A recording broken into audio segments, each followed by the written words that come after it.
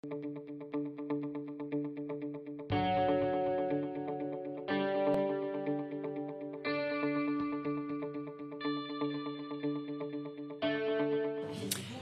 Keywatch lève effectivement 3 millions d'euros.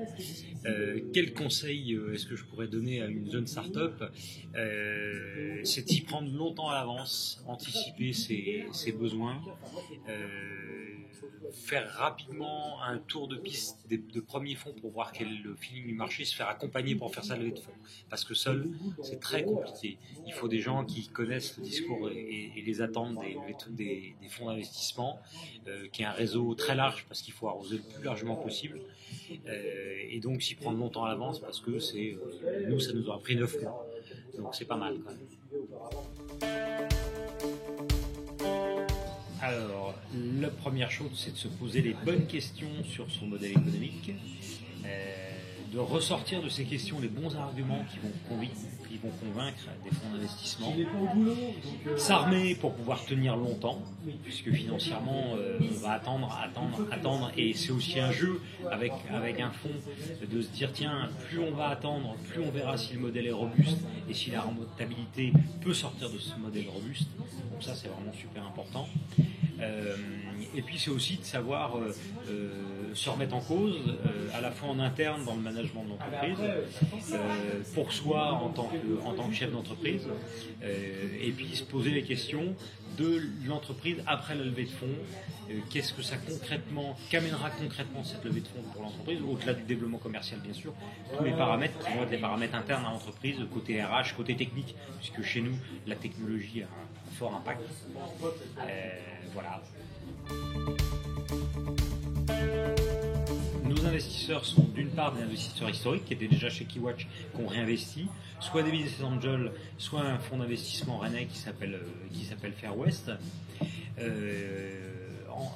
En plus, donc on fait rentrer comme investisseur Entrepreneur Venture, qui est un fonds d'investissement parisien, et le fonds d'investissement Pays de la Loire Participation. En face de ces fonds d'investissement, donc ça c'est l'investissement ce qu'on appelle haut de bilan, il y a l'investissement bas de bilan, en l'occurrence bancaire, avec nos banques historiques, notamment le CIC et la Caisse d'épargne, et aussi avec BPI qui nous suit depuis le début de l'aventure Keywatch et qui a un rôle remarquable dans l'innovation en France. Et je pense d'ailleurs qu'en France, s'il n'y avait pas BPI, il n'y aurait rien, c'est clair.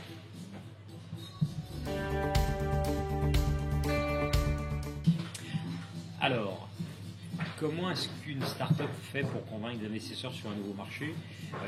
D'abord, on s'adresse à des investisseurs qui vont vers des nouveaux marchés. Pas forcément que vers des nouveaux marchés, mais ce sont des investisseurs qui sont dans une tranche d'investissement qui va être plutôt portée vers des entreprises qui abordent de nouveaux marchés. Donc déjà, on évacue les doutes de ce côté-là. Ensuite, nous, on projette notre modèle dans l'avenir en récoltant les fruits de ce qu'on a déjà fait. Donc pour l'investisseur, c'est relativement simple parce qu'il voit le service, il voit le modèle qu'on a déjà abordé et il projette, ils se disent tiens, s'ils ont fait ça avec tant d'argent, si on multiplie par 20, par 30, par 50 les moyens, normalement on devrait développer par l'entreprise par 10, par 20, par 30, par 50, voire beaucoup plus, puisqu'il y a une fonction exponentielle aussi quand on fait une levée de fonds. C'est-à-dire ce qu'on a acquis avant peut être vraiment multiplié très fortement après la levée de fonds grâce aux moyens financiers déployés.